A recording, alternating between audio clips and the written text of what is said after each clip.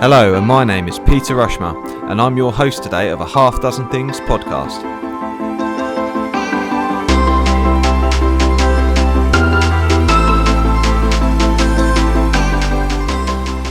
A Half Dozen Things is a podcast for business owners and professionals just like you.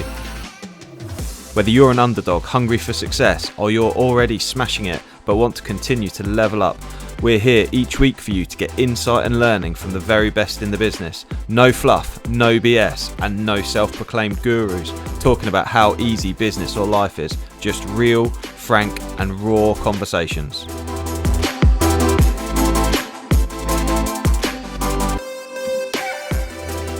Right, so red light is on. Good afternoon, Greg. Thank you for joining me on a Half Dozen Things. How are you today? Yeah, I'm very good, thank you. Apart from the weather's changed significantly over the last 2 weeks, apart from that, I'm all good. It has changed some, hasn't it? We recorded not so long ago for Stronger for Business podcast, and I looked back at the video earlier and I was like squinting at it because the sun was so shiny. And it's a lot cooler. I think it's probably. I went for a run earlier and I was wearing a jumper, so it's certainly cooled down a little bit, hasn't it? So amazing. Yeah, how's things going with lockdown for you? Are you starting to talk about going back to training and stuff like that yet? Yeah, we are. So we've actually set a couple of weeks ago an 8-week training program at home. So our venue where we train at opened up actually today for, I think boxing went back in, but only minimum number of players, athletes and coaches. Quite a staggered training program. So what we've decided at British Para Table Tennis is to really maximise this opportunity now, everyone at home, and can we be the fittest we've ever been? So we've gone with an 8-week training program. So that consists of some technical shadow play sessions, some S&C, strength and conditioning sessions, and then there's some baseline data that athletes need to hit before they get back into training, just to really protect themselves. So when they do come back, we don't start picking up any injuries or niggles, because that's the last thing we want is, they've been out for such a long time and then we come back and they're out again for another 2 or 3 months because we haven't, as a staff team, took the care and responsibility to sort of slowly but surely get them back into training. So we're using this phase now to do that, for them to be the best prepared they can be and when we come back. So we're looking at an August start. There's no rush for us. We're happy with what they're doing at home. Yes, they're not technically training, but we know they can get back into that when we get back into the venue in Sheffield. But we're quite happy with what they're doing, and then we can hit the ground running in August, and then we've got literally then it'd just be over 12 months prep before the games then in August 2021. Super exciting stuff. Stuff. And you do a bit from football as well. We didn't get a chance to talk about that before. So tell me a bit about your football yeah, coaching. That's right. I mean, I'm a big football fan. I know you are as well. Big time. And yeah, football's been part of my life really ever since I was little, as well as obviously the career that I've gone into, sport, high performance sport. But football was my first sort of love actually when I was really young. It's the first sport I properly took part in, and I've always played it after school every day. And as you used to those days, you put jumpers down or bikes down for goalposts in the park, etc. And it was just something that we just automatically did after school. So love football. And so I have someone I know within the Premier League through some of the CPD programs I've been on and network that I've created, basically asked me if I wanted to get involved in some of the mentoring that the Premier League have on. So they've got a few coach development programs. So they've got ECAS, which is the Elite Coach Apprenticeship Scheme, EHOC, which is the Elite Head of Coaching Scheme, and then they've got the EAM, which is the Elite Academy Manager Scheme. So I work on ECAS and EHOC. So I work with a couple of people now in Elite Head of Coaching positions, and I mentor them through their leadership philosophy, through Amazing. How they now work with the multidisciplinary sports science team and how they integrate that into the coaching and training philosophy. So I work across a number of people on those programs, and it's great because I go in, I'm able to go into the clubs and see how they work, how they work together, how teams within teams are working together, and vice versa. Then whoever I mentor can come into my environment and see how we work. So it's a bit of that cross different sort of sport learning and being able to pick up things from each other. So I mean, that's what I believe I really believe that about mentoring, and if you like business and exec coaching, I think it's a two-way process where you can both learn from each other rather it being always one way. Because the mentor is the sort of, guru that knows everything, and the mentee then listens to the mentor. I actually see it as a two-way thing, and actually if you've got a relationship like that, I think it's the best of both worlds. So that's what I try and do with the work I do in the Premier League. But it's great because, of course, it's always good to work in a sport that, my two loves there. For like, I'm working in a full-time role with table tennis, which is what I, did full-time really as a junior athlete, and tried to make it into become a senior pro, etc. And then also now working in football, which has always been a passion that stayed with me as well. So it's quite fortunate in that respect. Brilliant. Do you know what? This is why I love speaking to you, because there's about three things I want to pick up on from what you just said. Number one is, I think you're absolutely right. I think when you look for it, when you say it's like a two-way learning, I think when you're open to feedback, there's feedback in everything, isn't there, to help you adapt your style to how you approach different situations. So that was sort of the first thing. And I guess the second thing was like, I guess these are like household names, these head of coaching positions. And I suppose, are you unable to share those, I guess? Yeah, unfortunately, I'm just through confidentiality, etc. Of course. But yeah, they are potential ex-players that have been through the system. Amazing. Or players that may not have had a long career but have got into the coaching career quite early and then gone around in different clubs. So yeah, it's great to work with them. It's great to get their perspective on high performance, and like I said, to share my insights, to share what I've learned, and also they then share what they've learned, and we sort of learn from each other. So it's great, and you get to go and watch some of the football matches as well, which is always a bonus. Cashback, yeah, big time. And do you it's gone. But what was I going to say? Do you get starstruck? Do you get starstruck at all? Because I know I would.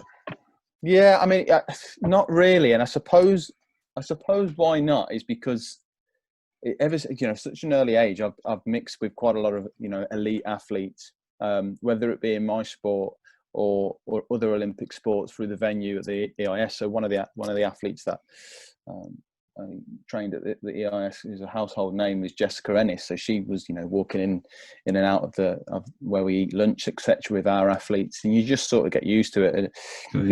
Anthony Joshua as well, before he went pro, trained at the EIS. So when he was training in the Olympics, that's where he trained, and he comes back into the Sheffield EIS to spar and help him in terms of his preparation going into fights. So we're quite used to, I suppose I'm quite used to seeing those sort of household names. So going into the football Premier, and I suppose that's one thing that the Premier League are probably looking for as well. And I think I do know that clubs, when they recruit staff members to work in the academy, but also to work as, for example, operations or within administration, they're looking to see which of the candidates are becoming starstruck and which aren't.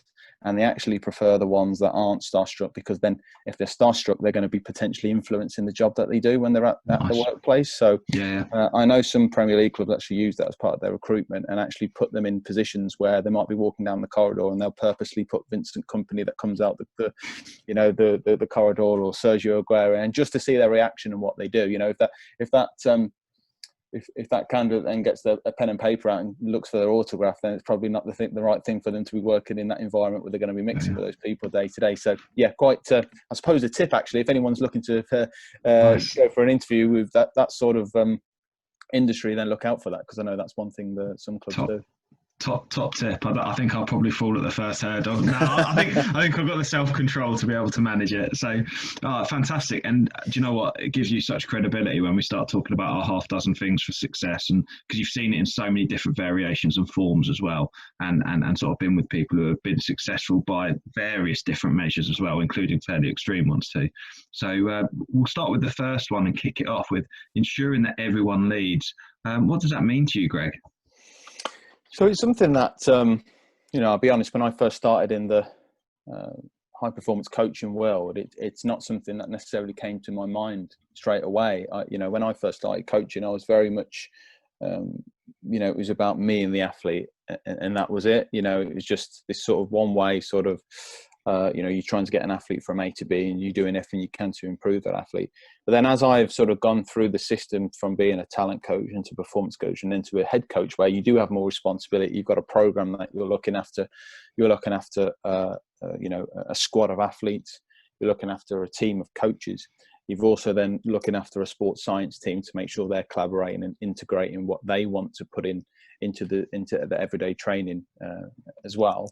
And then not only that, you've got operations manager, you've got pathway manager, you've got a performance director, you've got senior leadership team, you've got practice partners that you'll bring in. And so I suppose what I've always wanted to do as part of my leadership philosophy is make sure that no matter what position that you're in an organization, that everybody has authority, everyone has responsibility, everyone's accountable towards something. Because what that actually does, it gets people to make decisions, and you want them to make decisions. You want them to make critical decisions under pressure, so that when push comes to shove and we're at a world championships or we're at a Paralympic Games, and we don't have that top down if you like command leadership philosophy, where people that are like, if you like, who I'm line managing, looking up to see where I am to help make a decision, it's not gonna cut it, because I might be in a Paralympic village, and at the same time one of my coaches might actually be in the venue making a decision, a tactical decision, strategy, might be something to do with operations, it might be anything,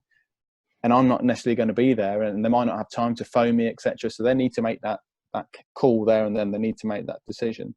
And I suppose what comes with that then is an environment and a culture where people are able to make decisions without fear of consequences. And of course, given the authority and responsibility to make these decisions, there's going to be some failings along the way. There's going to be some wrong decisions, but that's the only way we learn. And that's my philosophy, that we've got to make those calls, decisions, that we're not always going to get everything right, but in the long term, we'll learn from what we've done, whether it be positive or negative, and actually then be in a better position to make better decisions under pressure the next time round. So, that people need to step up. And I think in that way, what I've found is that when you give that responsibility, people are more likely to go the extra mile as well. People are more likely to come up with new, innovative improvements, wanted to put new designs and programs in place, because they feel like they've got the freedom and they can express themselves more often, rather than just being waiting to be told what to do or always asking permission. One thing that I've learned, I think, to be successful, or to be, to really kick on in your career, whatever it is, I think, is stop waiting to be told, or stop asking, just go and do it. And I suppose, if you just go and do it, and you've got someone that trusts you, and you've got someone that is promoting that, then whatever you want to do, go make that decision and go and do it. That's the only way you're going to learn. That's the only way you're going to push yourself forward. So I've always thought, with that advice I had, to use that as part of my leadership philosophy, to make sure that everyone's stepping up and leading. And it's not, I suppose what I've also learned over the years is that I've seen great leadership as head coaches. I've also seen some poor leadership as head coaches in a variety of different sports. And I see the head coach position as not the guru, not the person that knows it all, the technical guru. It's actually someone that lets things happen with the staff and athletes that he's working with. Yes, I'm going to set strategy and I'm going to set vision, but then you've got to make sure the people then that are implementing that vision every day are doing the things that they want to do, are making decisions, are coming up with ideas, because then what you'll find is that people will go that extra mile, they'll work even harder, they'll feel like they're even more part of the team, and they'll feel like there's a bigger purpose behind it all. In high performance sport, the purpose, of course, you could say, is going for the medal, but there has to be a more deeper meaning and understanding of why we're doing it. And I think with a leadership philosophy that ensures that everyone leads, no matter what position that they're in, they're going to feel more wanted, needed. They're going to feel like they're playing a big part towards the organisation's goals and objectives. And with that, people want to stay, and people want to. They don't want to leave the jobs. And we often see and hear, don't we, that people often leave positions because of a toxic work culture, or potentially because of the leader or line manager that they're working with.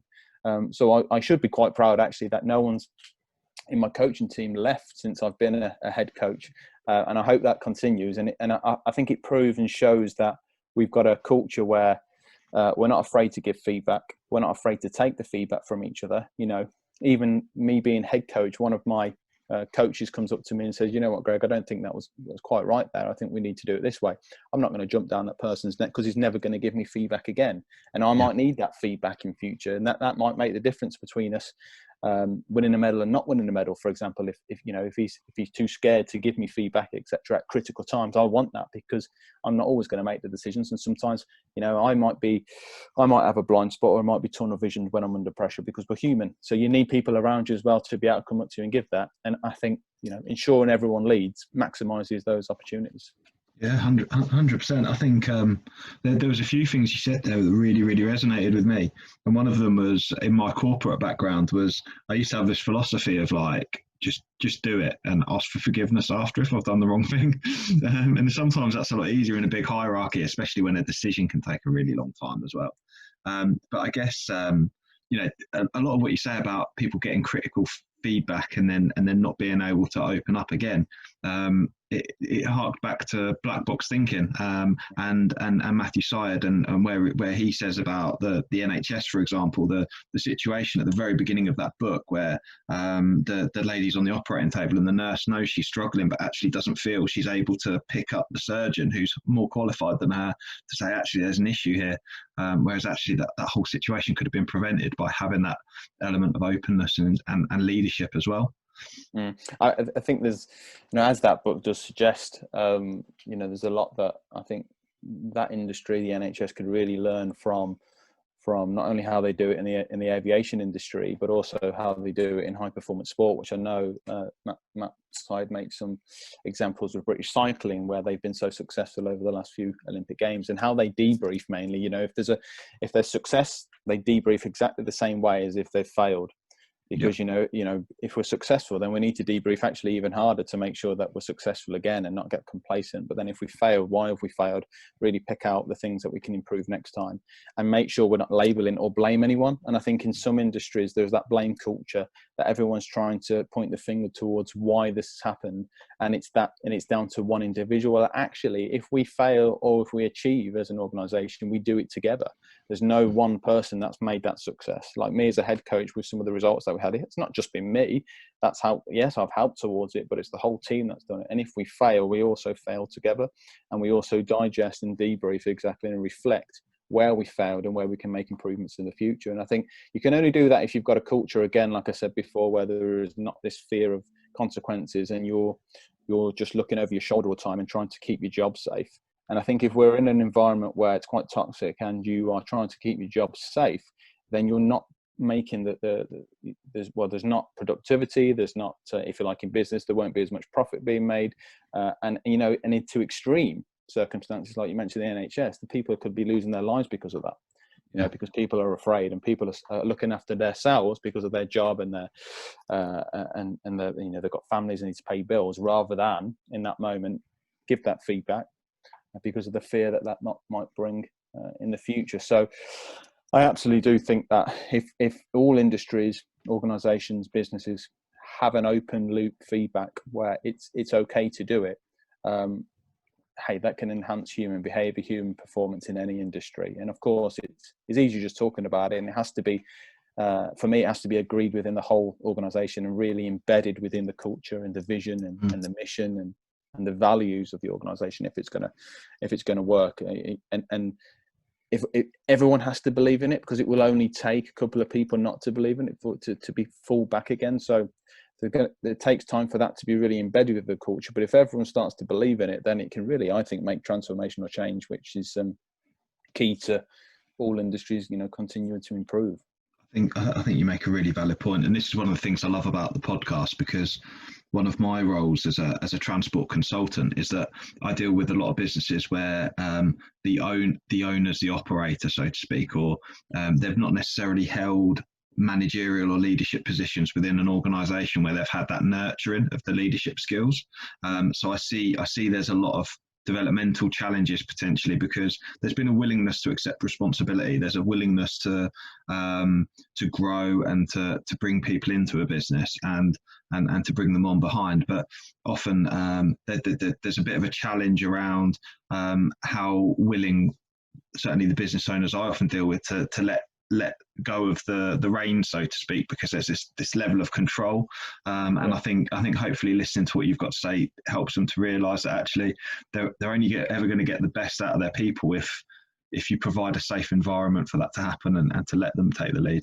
Yeah, and I think that for me is the difference between management and leadership, which I think some people either get mixed up between the two or don't necessarily know between the two. And there's not like one exact definition, but from my belief is that, you know, management, you are the doing, you're on the floor, you're, if you like, orchestrating what's happening on a day-to-day basis, and you are quite task focused to get things done. And then, you know, you step it up into a leadership role, you might have more responsibility. There, you've got to set the vision and you set strategy, but you've got to let everyone else do the doing. And in a leadership role, you're more being. It's how you're being. It's how you're coming across. Are you having an environment where people are able to get on with the work?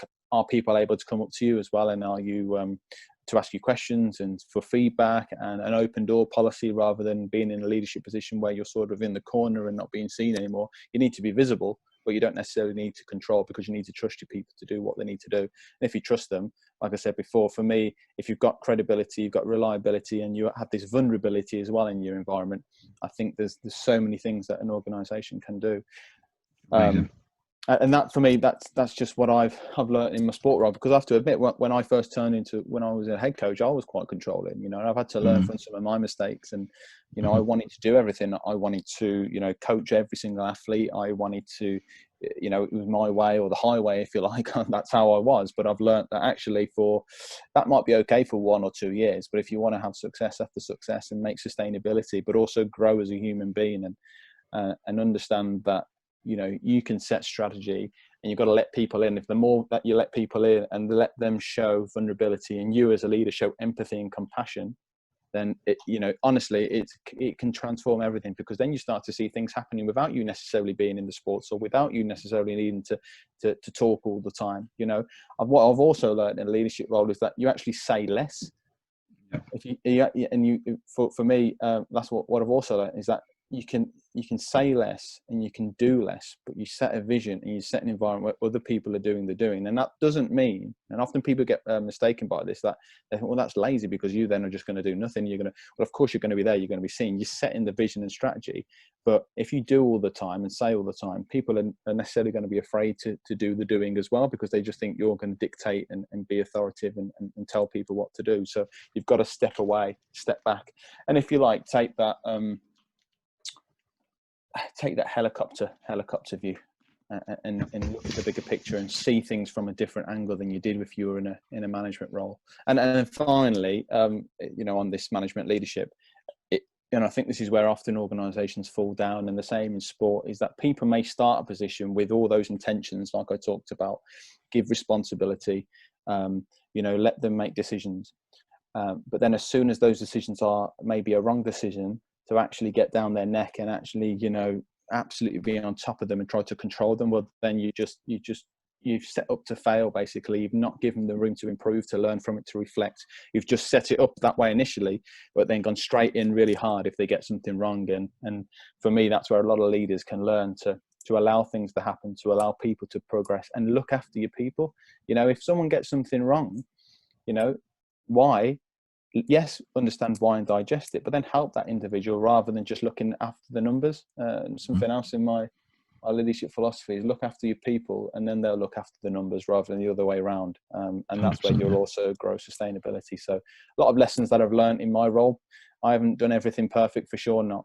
And for me to understand that has been through feedback from peers, feedback from other staff members, feedback from other coaches, feedback from athletes. You know, if I'd have not been quite willing to, as I said, been through quite a lot of CPD programs when I've, you know, had coaching as well, with business coaches coming in and talking to me, executive coaches, leadership coaches, being on leadership programs, getting feedback from the people I work with. If I had not done anything of that, maybe I would have had the same philosophy as I did maybe 15 years ago. But through all that feedback, yes, you need to change the way you take some in. Some you might not agree with initially, but the more you take in and the more that you can then implement into your leadership philosophy, the better leader that you can be. So I think you've got to be open to learning. And like we said in the podcast a couple of weeks ago, have that growth mindset.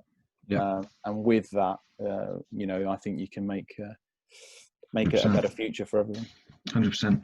Just quickly, just to draw it before we go on to the second point, and in which case we're running way behind schedule as well because we're only moving on to the second point. But just quickly, I wanted to ask you a football-based question. Who's the best coach that you've come across, Cool.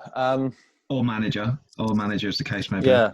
As a big fan of Man United and Alex Ferguson, I thought I'd ask you that question and not influence the answer. I think, yeah, I'm going to be really controversial now with my answer. You're not going to like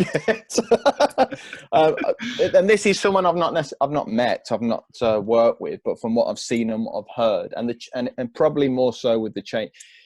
To be honest, the best manager of all time for me is Alex Ferguson in terms of success after success after success. Yeah, there's not many. Especially in this modern day that can do the same. So that would have to be best manager of all time. Someone that's currently working now, and I really like what I see. I really like Jurgen Klopp, and the reason why is because I think he's changed over the last sort of 5-6 years, especially when he started at Liverpool, and he now understands emotional intelligence is so key to great management and great leadership.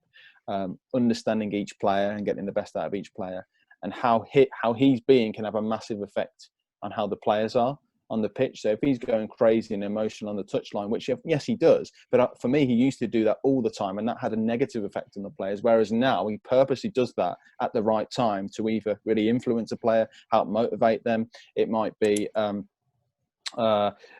he basically chooses when he uses those emotions, whereas before his emotions were controlling him. Now he's in a state where he goes, I need to be emotionally intelligent here. And when do I choose to be angry? When do I choose to be a little bit more, stand back here and be quiet? And I think with that change, you see a manager who's willing to learn and willing to push forward and know that his actions and what he does can have an absolutely either hinder or help performance with the athletes on the pitch. So when I've seen that, I've gone, there's a manager that's not ego first and just thinks he has all the answers. He's willing to learn. And some of the podcasts and interviews I've heard with him is that he really believes in that. So I've been quite impressed with his development, I would say, over the last 4 or 5 years. That's amazing stuff. And to be fair, they're both guests that I'd be quite happy and willing to have if they're listening. Nonetheless, that leads us really nicely onto your second point, which is learning to adapt. It's almost like we'd sort of set that up and we totally hadn't. But your second point's around learning to adapt, and change is always needed. So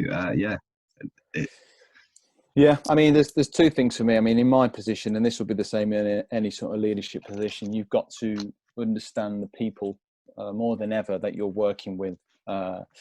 Really understand their needs and wants. Understand what is their purpose. Understand their life. For me, understand where they're coming from personally. How that links in with their professional life, because then you're going to understand how they tick. Then as a leader how to get the best out of them, even in times of stress, in times of a crisis, how to bring them back to the forefront if they're having a bad week or they're having a bad couple of days, and in my world, a bad performance.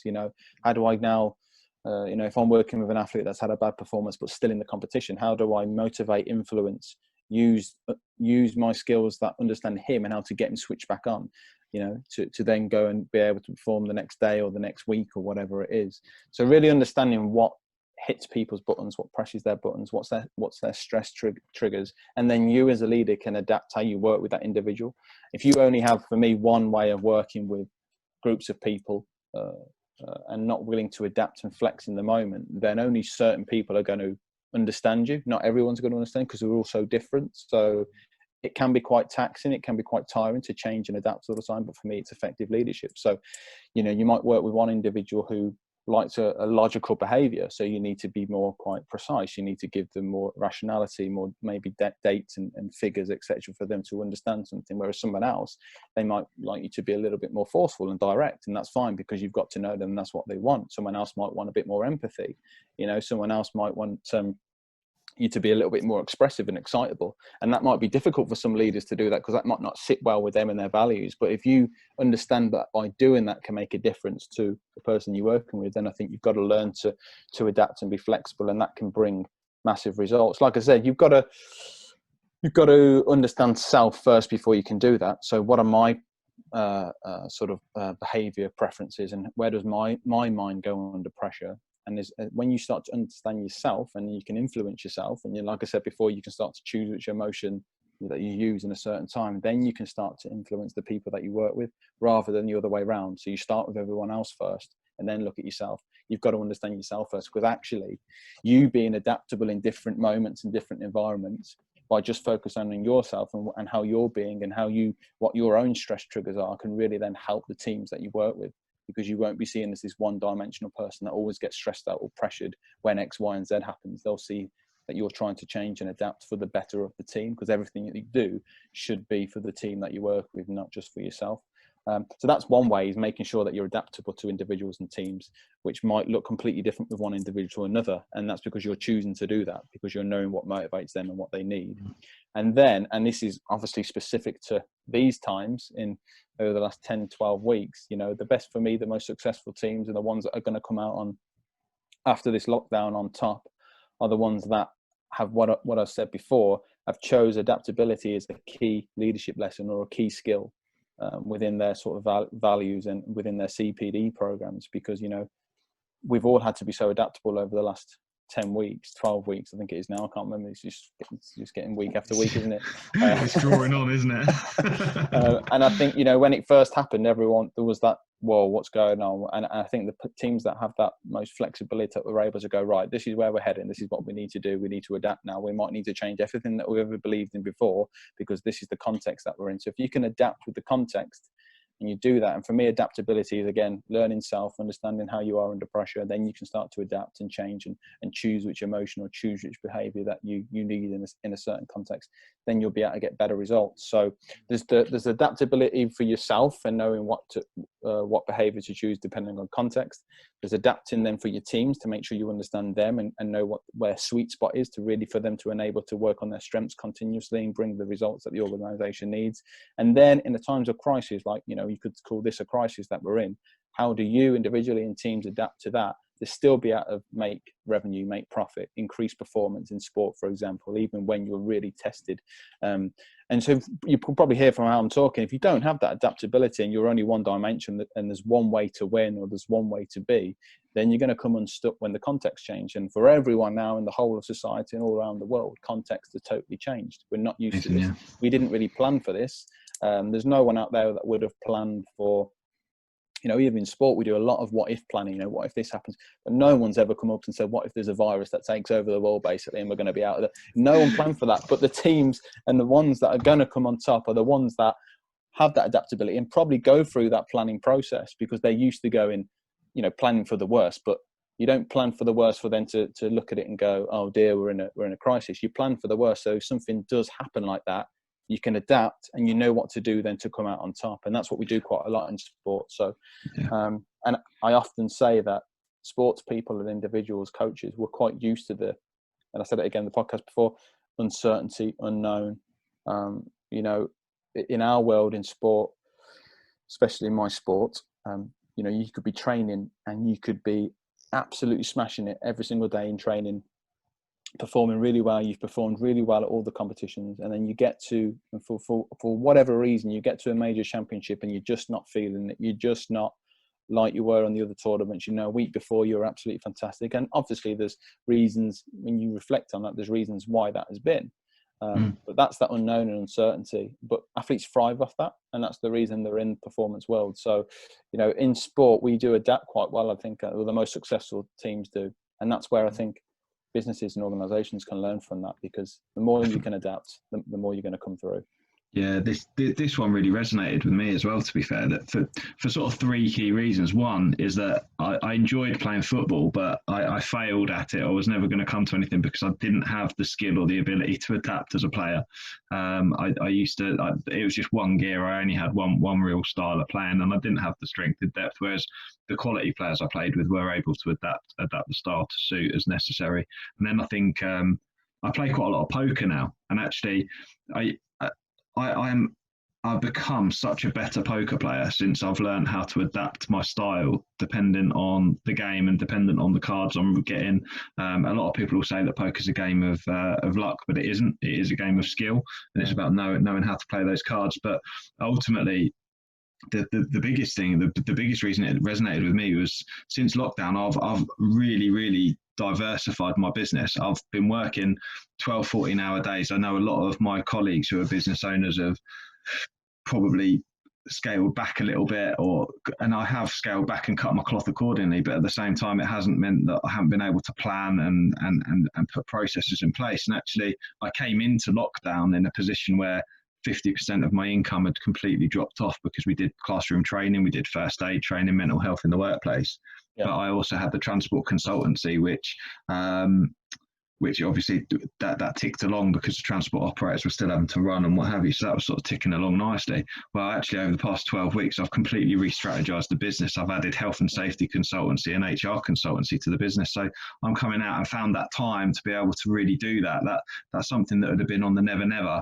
When I was sort of ticking along and gearing up as normal, that would have taken a long time to be able to land that and fully form it and shape it. It'd have probably taken a year, couple of years. But actually, in reality, I've been able to really, really focus and drive through that. And as a business, we're coming out so much stronger than how we went in, with full plan strategy in place. I've recruited a couple of members of staff that are going to be joining me next month. So as a lot of other companies are letting people go and making redundancies, actually we're adapting. And I think that's a big message for companies now. The quicker they adapt to this situation, and the quicker that they can facilitate or make change, the stronger and better they're going to be moving out of here. So I think it goes back, doesn't it? It goes back again to what we said before about not sitting and waiting to see what's going to happen, actually getting on with it and making those changes and being quite bold. So being bold with your vision of where you're going, but then, being meticulous in your planning. And I suppose, even if you've had 5, 6, 7 weeks of pain, one thing we say, short-term pain for long-term gain, you might have to take a little bit of a blow, take a bit of a hit in order then to maximize in the future and really believe in that vision in the future. And for me, as long as everybody in an organisation, the team believes in that long-term future, you'll get there. Because often we say that to athletes, if we're changing their technique, if we're changing their tactical approach, their method, changing their style, not necessarily going to get the results they want straight away, and that's can be quite difficult with athletes that are quite outcome focused, that want results yesterday, basically, especially with a new generation coming through. We've seen that as new generations come through, that they want results now. But actually, if we're changing your method and style, that's going to take some time. But they've got to believe in the long term and not just the short term, because it's the long term they should be heading for, because that's their career, that's where they're going to be going, rather than maybe a short term result that feels great in the moment, but actually is going to do nothing for them in the long term, because that style that they might be winning with now is not the style that they need to win with in the future. So similar that in sport, working with athletes, then in businesses, like I say, that short-term pain, take a bit of pain, but know that you're still going in the right direction. And in the long term, this is going to benefit you. So a lot of parallels there. Amazing, definitely, 100%. And actually draws us really nicely onto the third point, which is around having a consistent message and understanding what success looks like. And it is often a long-term strategy, isn't it? Yeah, I mean, first of all, that understanding what success looks like. And again, we use this a lot in sport. It's called what it takes to win. So really understanding the fundamentals of how your organisation or how your principles adhere to success. And everyone in the organisation has to buy into that and understand that, so that you can align strategy, align this winning way with everybody that's working in the environment, rather than, okay, I think success is like this, somebody else thinks success is like that. And don't get me wrong, in our world, success can look different. We've got individual athlete plans, but the whole philosophy and principle needs to look the same. Everyone needs to be on the same journey, that common goal, but they might take different roads to get there. But in terms of the core principles of what success looks like, you have to have that message quite clear, because otherwise only a few people are going to be successful, only a few people are going to buy into it. And you might have people in the organisation that are working in silos because they think this is the way to win, but then other people think differently. So everyone's got to buy into it and be on the same boat and head in the same direction. So understanding the fundamentals, understanding where the future may go and the trajectories and the data, what does the data look, to come up with your own view and image of what success looks like in the future, and then you head down that road. Yes, you might have to take a few detours, if you like, and change the plan, but you're all heading in the right direction. So for me, that's very key. And then having that consistent message, something that I've learned as well in the world of sport, listening to people now that are in business, it's so key, even more key, to get that communication, that clarity of communication clear, and that everybody in the teams is saying the same message. So, for example, if I'm working with an athlete, and we've got a coaching team of 5 coaches, for example, and I say one thing, and then a coach comes up the next day and says something totally different, and then the next coach comes up, they're just going to be so confused. They don't know which map to take, they don't know which road to take, and they're going to be confused. They're not going to be able to then excel and perform and be the best athlete they can be, rather than coaches really being in sync, really collaborating every single day, making sure there's a consistent message to the athlete. So then the athlete knows which direction to go into. They feel heard as well. So also, it's no use an athlete opening up and asking questions to one coach that doesn't like that and says, you can't ask me questions, and if someone else does like that, you're going to have a real strange environment where one's saying yes and one's saying no. So everything has to be quite synced up, and there has to be that consistent message, because then, like I say, athletes feel supported, they feel heard, and they know that the coaches all believe in the way that the athlete needs to go. And then not only that, coaching team, like I said before, teams within teams having the same message. You've got a coaching team, you've got a sports science team. And around 10 years ago, when I first came into head coach, I saw a coaching team, say on the left hand side, and a sports science team on the right hand side. And actually they were working, if you like, against each other to say who had the most power or authority, because we're the sports scientists, but but we're the coaches. And actually it's like, well, we need to bring that team together. At the end of the day, we're all going in the same direction. We all want the same for the organization.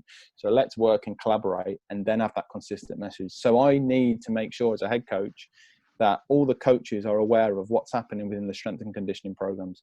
All the coaches are aware of what the athletes are doing from a psychological basis. They're all aware of their nutrition programs, so that if an athlete comes up to me and says, Greg, my nutritional program that I've set with the other coach last week, I just want you to look over it. And there's no use me saying, well, I didn't know about this nutritional program, and I need to make sure I understand what he's showing me, and there's a key message. And because if not, what I've seen as well is that certain members will play off each other, because they'll know that the message isn't clear, and they'll go to someone for one answer and then go for someone else for another answer, because they know what they can get from one person they can't get from another, for example. So you've got to stay strong as a staff team and as an organization, have that same message. And that's the same in business, with everybody saying the same things to customers, and making sure that they're getting the same messages rather than different messages. Because that's, for me, if there's different messages, there's not clear leadership spine where the leadership's coming all the way down and having key messages, and these are the key themes, and this is what we're working on. And if the more clear you are, the more clarity you have, and the more the message you can be consistent, I think then people will buy into your product, people will buy into the message that you're giving, and then performance can increase. Yeah, I think you're absolutely right. It's not easy. It's not easy to get a message communicated down multiple layers, and certainly the complexity that you've just described has blown my mind. The thought of 5 coaches with just one player, for example, and the potential for the Chinese whisper effect even. So it could even be that there's just ever such a slight lack of clarity on just one area, but otherwise the message is consistent. Actually, how important it is that message is absolutely 100% full clarity, to enable people to be able to really understand and communicate that at multiple levels through an organization. And like you say, I can think of so many businesses that I've dealt with over the years that haven't got that right, even if it's just marginally not right, but it has such a massive impact over time with the message to clients, to within their teams as well, and this sort of silo mentality as well. It's massively important. So that leads us quite nicely actually into influencing in all directions. So tell me a bit more about that. Obviously you've got some very complex hierarchy, I would say, as a head coach, that you're having to influence in many different ways. Yeah, it's a significant part of my role. So, how to influence downwards, upwards, sideways, if you like. But, I try and portray that or develop that within the staff members and also the athletes. So everyone that I work with, that for me, influence. And that's not manipulating. People often get mistaken influence. That's actually giving different multiple perspectives to people that you work with, giving them different alternatives, different views, seeing a situation through different lenses. And that's all around influence, being able to, again, change and adapt in the moment, which can also then be able to influence and get what you think that the team needs, for example. So in my role, I spend a lot of time working with, influencing upwards, in terms of directors, in terms of then the board, etc. And if I only go downwards, I'm not giving that message upwards, and I'm not reporting that back and sharing my insights and sharing my views, then I'm not making transformational change for the organisation. All I'm doing there is giving my views downwards. And yes, we might be working well as a coaching team and with the athletes, but I need to shape and help shape strategy. I not only need to just help an athlete in my coaching team, but I also need to help the system, the sport, where we're going, what the vision is, what the goals are on a wider perspective. And I think the only way you can do that is understanding how to influence. So getting used to having conflict. Understand that actually conflict's a good thing, because what you're doing there is you're not sitting still and waiting for things to happen again and getting complacent. You actually go and find the conflict. As long as you can do it and manage it and manage your emotions in that moment, conflict's a great thing. Getting used to difficult conversations. So, that's it's not easy. When you're going to report something back, or you're going to give feedback to a person that's potentially your line manager, and you want to give feedback, you've got to know how to do that. And then that is all around adapting and having influence. And if so I've learned over the years that you've got things that you feel really strongly with, and especially in your gut, and you've got that gut feeling, you've got to go and do it rather than avoid it, And I think a lot of people avoid it because they haven't got the training or haven't had the conversations. How do I have a conversation with a line manager here? Who potentially I think is gonna absolutely go crazy when I give this feedback? That takes training. It takes a lot of first understanding, again, keep coming back to, but how you're being in the moment, and adapting and sort of what behaviors and emotions do you need to bring into that room with that person to be able to influence them in the right direction, or to be able to put your message across in a way that isn't very direct and isn't powering, etc. So there's ways of doing that, and that takes, for me, training, understanding yourself, understanding where you need to go, getting feedback from others. But that's what I would say about influence. And I think leadership is all about influence. It's all about influence and inspiration. So influencing other people to step up and making decisions, influencing athletes to see things that they never maybe have seen before. And that's why we say, when someone comes to the table and says, this is what I really want as an athlete or a coach, my job is then to go, well, I think this is what you need, and have you looked at this way? Not just looking at what you want. Actually, that might be what you want, but I think you need this. And it's to point those things out and have those challenges. And the more in leadership role you can do that, I think the more people will be able to step up and achieve greatness. So one thing I've always come back to is that true greatness or true leadership is getting and inspiring other people to step up, rather than not. And it comes back again to being selfless. So for me, servant leadership is all around you being able to inspire and influence other people to see things differently, to achieve things that they couldn't necessarily thought of that they could achieve maybe a few months back or a year back. And then they'll go out there and grab it, rather than, again, being command and control, tell them what to do, and influence in that way. What you're doing is you're influencing by giving multiple perspectives, seeing things differently, adapting to the context. And with that, someone might, because it's like looking at for example, it's like looking at a tennis ball on one way, and you just look in the back of a tennis ball and you're seeing a green tennis ball, but on the other side it could be red. Well, you don't know that because you're only looking at the tennis ball from one view, but the other person on the other side say, actually, no, it's a red tennis ball. So it's being able to flex and see things from different angles. And if you do that in a leadership role, the more likely you're going to be influenced. And very importantly, the more likely they'll be able to influence you, because you can't forget you, of course, because if you want to give people authority, responsibility, decision making, then you've got to allow them at times to influence you and give you perspective, give you different alternatives. And that way, then you're all working together. You're not afraid of someone to try and give a different view and an influence, because you've got to do what you preach, right? You've got to make sure if you're trying to provide this environment, they come to you and give you a different perspective, and therefore trying to influence a decision. You've got to be like, actually, absolutely fantastic that you've been able to do that. And that's exactly what we want in this organization. So for me, that is what influence is all about. And otherwise, everyone's only doing what they think is right. And sometimes we don't know what we don't know. And it's making sure that we tap into the things that we might not know in the moment, but actually then when we do know about it, it gives us a different view on something. It makes us decide in a different way. And then we're starting to really use and harness the skills of individuals to move something forward. So that's my meaning of influence.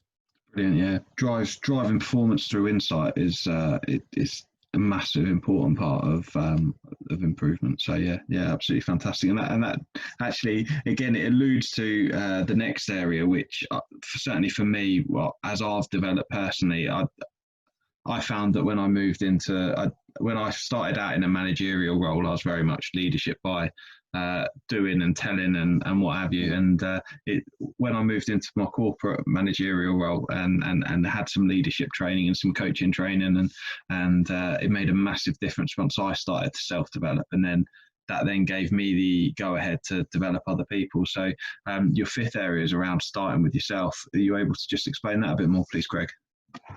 Yeah, and you would have seen me or heard me mention about starting with self and being selfless in a leadership role.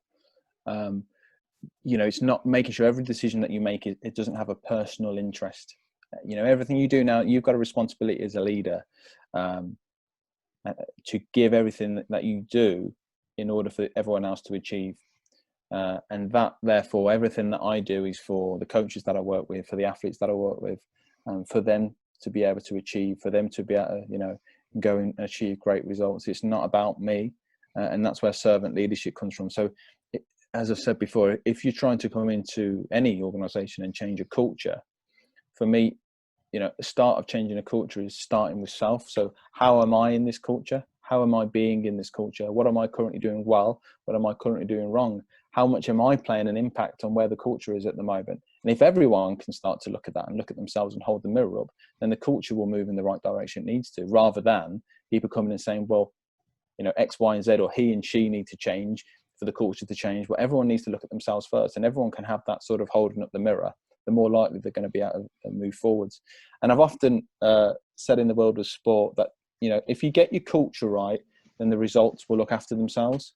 And I know that was a quote from Bill Walsh, who was a key American football coach, one of the best of all time, that really believed that if you look after your people, you get that culture right in terms of the vision that everyone's buying into, there's principles and values that everyone's had a say in. And when times are tough, and when times are, you're struggling, and you might be at a competition where you're struggling, or you're not on the form that you need, or you're in a business, you might not be making the profit. What is it that we said we were going to do in these times? What do we believe in? What are we about? And therefore, you better get the team back on track. And for me, that's, if you don't have that, and you're all about individuals, and you're just worried about the result for, in our world, gold medal or silver medal or getting on the podium, then, when times are tough, and there'll always be times tough, it doesn't matter where you are, it doesn't matter what sport, individual, organisation, everyone goes through it. It's all part of life. You're not going to know how to make key decisions when you're in that period. Whereas if you've got a great culture, you all buy into this feedback with each other. You'll be able to call things out if there's behaviours that you said aren't what represents you as a team, as an organisation. You have core values and principles that you can turn to in times of need. Then you're more likely to make those decisions when you need them, rather than, again, we go back to people avoiding things, people not wanting to say things, people afraid to make a decision because it's not been embedded within the culture. So, all those things that I've talked about are all part of this growing this culture. And if you can, like I say, make sure everyone leads, learn to adapt, have that consistent message, that's all part of having the right culture for you. And if you can bring that into your culture, then you'll be able to have success after success. You'll be able to adapt when things aren't necessarily going the way you want them to. And you'll be able to always come back to, what is it that we believe in? What are our principles? And therefore be quite contained in your decision making when you're under pressure, and go, this is what we said we were going to do. This is what we planned for. So this is our culture. So this is the way we're going to go. It just makes things a lot easier. And then everyone's accountable. Everyone's giving the same message. It doesn't mean you're always going to be successful. You might fail along the way, but at least you've had an environment where you are in it together, and that the culture is where you want it to be. And we often say in sport that we're not only producing athletes, we're producing humans as well. If you can be good people as well as good athletes, that's the culture we're looking for. If we win or we lose, we're in it together. We look back, as long as we look back at a situation and go, we did everything possible in the lead up to this championship, when we do our reflection and debrief, then that's all we're looking for, Yep. And with that comes a great culture to be able to do that, rather than wait until the end of a championship and then all the people start coming out of the woodwork saying we should have done X, we should have done Y, this didn't happen. Always checking in and making sure that we're having those feedback and those chats consistently. Because one thing I have learned as well is that if you don't sort of manage or maintain culture, then it can go away within moments. You know, something that you've built potentially over a 10-year period, 15-year, can go over 2 or 3 weeks if you're not constantly on it, constantly checking in on it, constantly. And that doesn't mean control. That just means being aware of what's happening around you, making sure the behaviours and how people are being actually fits into what you've talked about, calling them up if it isn't, because it can just quickly go. And then finally, my last sort of advice on culture, if you like, or that self, is that there is never an end point. However, there is never an end point with culture. You've never got to the finished article of what the culture is, because if you know, context's always changing, as we see in what's happening today. Environments are continuously changing, so your culture's got to be adaptable and you've got to flex with it. So there's no one way, but all you can do is be the best you can do in that present moment, and keep checking in on it and keep buying into it, because of course principles and values, they refine as time goes on. So you've got to make sure you keep checking in with where the organisation is going, what the organisation believes in, especially as well if new people are coming in. You're recruiting new people who might not have had a say with the values, so they need to have their say. They need to see if they fit in with the organisation, and that's where you need to be flexible with it.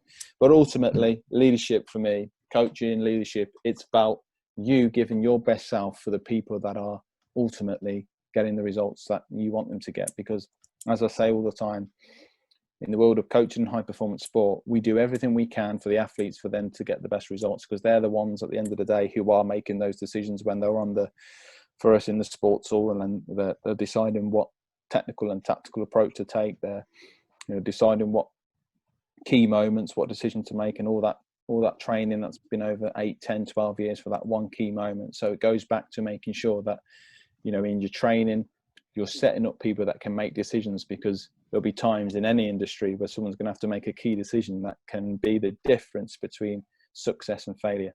And if you've got a culture that thrives on that, then I think that's, you know, it's giving everyone the best chance they can to be the best versions of themselves. Yeah, nice. Fantastic stuff. Like with certainly people listening to this, I think that this idea of blame, certainly in some of the companies I deal with, the suggestion that it's their fault or pointing the finger at other people, I think it's so easy to get caught up in that, and actually to really predefine culture and actually work with your people. I think that's the place where success really comes from, and understanding why we're there, because I think the best businesses aren't the best businesses that all really perform and grow and develop aren't the ones that are there to serve the needs of the owner and them financially. It's about understanding that actually we're here as an enterprise, and it's about the good work that we do for our clients, and it's about the fantastic business that we're growing for our people as well, and how the life that we're giving them both in work and outside of work. And once those things start to align, and we're going to move on to culture as your final point in a moment, but once all of those start to align properly, that is when I would say the rubber hits the road, really, from a business point of view, and where growth will really happen, because everyone's pushing in that same direction. Yeah, it comes back to that purpose, doesn't it? So really, I think it's a difficult situation to be in if your purpose is only to chase the finance, if you like, and chase the money, because that's not going to hit everyone's sweet spot. So understand there's a deeper meaning to why we're doing this. And what is it and then that's what people buy into. People buy into emotion. People buy into that belief in those values and those principles, that because they have a purpose to get up every day and push themselves and achieve greatness, rather than the purpose being up every day to make loads of cash. For example, if you get the purpose right and get the values right, then of course in businesses you'll make profit. But in order to get commitment out of your employees, to get the real commitment out of them, then it has to be more than that, because then they're the ones that are going to be doing the work for you, and they're the ones that are going to be pushing it every day. So they need to buy into something bigger. Yeah, 100%. And I think there'll be people that will listen to this and they'll be thinking, and genuinely, Greg, there will be people listening and they'll think culture, that's all a bit fluffy, and that's a bit, I'm not too sure about what that is. And actually your final point is culture first, understanding about collaboration and values, principles and being people's focused, and then the results follow, which is kind of what we're talking about already. But can you just really define what culture means to someone who kind of goes, do you know what? I'm just going to run my business, and I'm going to lead it, and then people are going to follow, and we're going to get the results. What would you say is actually, let's really focus on that culture and sort of explain what that is for you? Yeah, I mean, it's personal choice, isn't it? But my belief is that culture can grow sustainability. People understand what they're buying into. People understand the values. And I always keep coming back to when there is a crisis and when there is a time of need.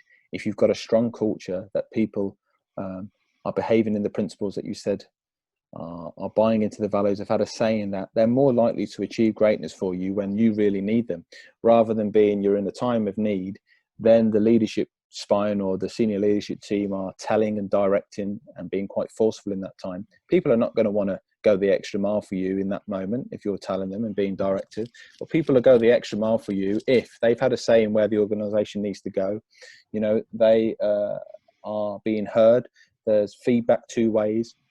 People are growing and developing all the time. There's a learning environment where people can say things without fear of consequences. That's a culture where, you'll be able to have success no matter what situation you're in. And I suppose that in the world of high performance sport, what we're trying to do is we're trying to create teams, athletes, and people that in any situation that we're in, we're still going to be able to be successful. And we do that by listening, understanding, and then try and implement that in the behaviors that we put together.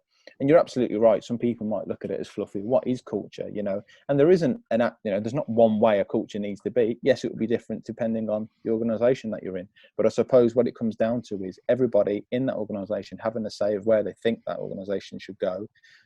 Leaders not being afraid of that. Leaders be able to receive and give feedback and not just one way. And then an environment where, as I said before, if people are starting to behave in a way that was not said, or starting to behave in a way that people have said is not what the organization's about, then that being called out and people not being afraid to do that, because that could be the difference between success and failure if that isn't called out or people are avoiding that. So for me, culture has always been a big part. People understanding why they're doing what they're doing. If I'm asking an athlete to train 3 times a day, 7 days a week, have a strength and conditioning program, and they don't understand why they're doing that, and don't understand exactly the purpose for that, in addition to just getting a medal around their neck, then they're not going to really go the extra mile. They're not going to really understand and get up out of bed every day and really want to push their bodies, totally push the boundaries and totally get stuck in every single day. There's got to be something more to that, a deeper meaning to it. And then actually, if there's a deeper meaning to that, and that meaning might be slightly different to one athlete to the other, but again, we come back to that core common goal of what we're trying to do here. And people are going to, want to roll their sleeves up and get stuck in. And I keep coming back to in times of need, because culture will, everything's great, isn't it? Success after success, and you're doing well.